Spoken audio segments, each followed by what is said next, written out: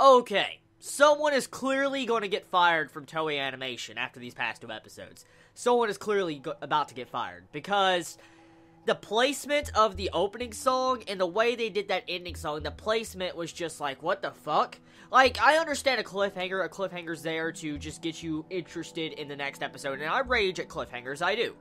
But the placement of the opening song and the ending was just like, what the fuck? Like, it just came out of nowhere. Like, 1 minute you having, like, an opening song play at around 13 damn minutes into the episode. I'm like, 13 minutes into the episode, I am listening to the opening song. I'm like, what the fuck am I watching? And after the opening song is done, 5 minutes later, the episode ends, and it makes me think, like, whoa, this episode feels short. That's exactly what it felt like to me when I saw that opening song, and then I saw the end of the episode. I'm like, what the fuck? You're playing with my mind, Toei. You're playing with my mind.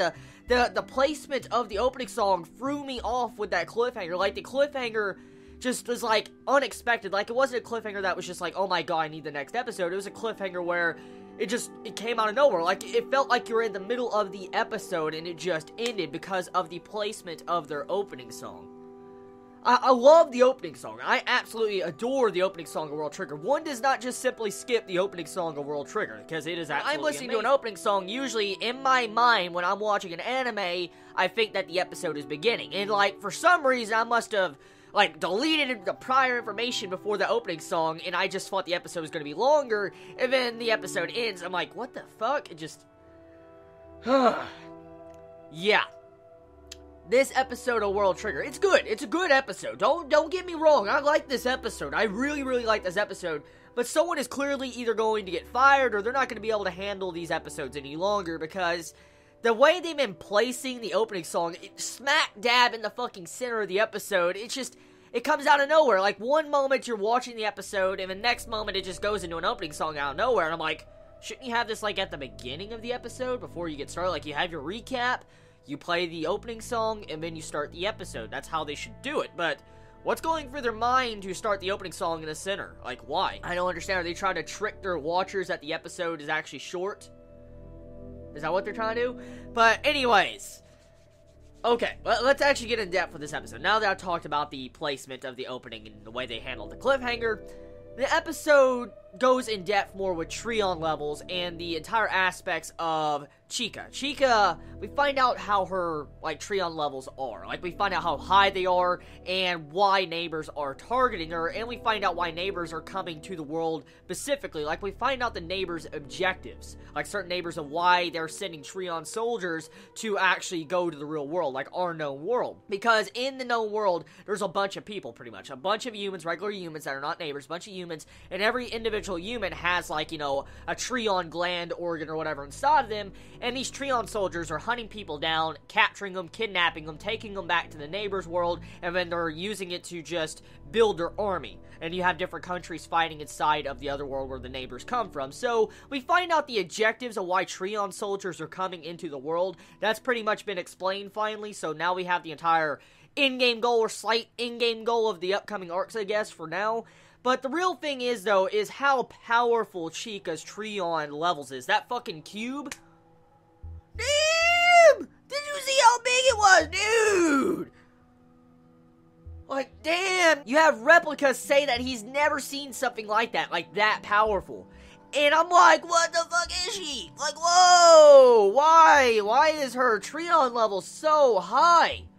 Like, at a young age, she had these levels probably at a very, very young age because of the flashback. So, why? Why is it so high? Is she a half-breed? I haven't read the manga. I'm an anime only watcher, but I want to just assume, since this is a shonen, I want to assume that there's probably going to be people that are half neighbors, half humans. I'm willing to bet it right now. I'm willing to bet that shit right now, because that happens a lot in shonen.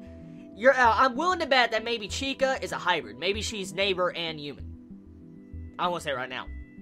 Now, the other thing, too, this episode, it had a lot of action going on in the middle of it. You get to see where Kuga is actually fighting A-ranked soldiers, the people that were sent out to eliminate him, try to fight him in this episode, and Kuga pretty much just wrecks him this entire episode. Like, he just absolutely wrecks all those people around him, but he gets shot, supposedly from the way the ending cliffhanger was, which came out of fucking nowhere.